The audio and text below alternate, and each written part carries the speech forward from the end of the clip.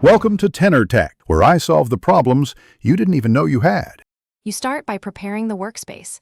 Update MIUI and both apps, then open each app once so they appear in Recents. Once done, swipe up slowly to reveal the Recents view or tap the Recents key if you use buttons. Make sure the dock or gesture navigation is active. This makes dragging easier. Now locate the first app in Recents. This is the one you'll anchor to one half. Don't wait. Act while both apps are loaded. You'll now activate split screen. In Recents, tap the top app icon and pick split screen, or press and drag that app to the top or left of the screen until a split zone appears. Next, pick the second app from Recents or Home. It snaps into the remaining half. Make sure to drag the central divider to resize, hold and move slowly to fine-tune proportions. If you want to swap apps, drag the divider or tap the app icon and choose Switch.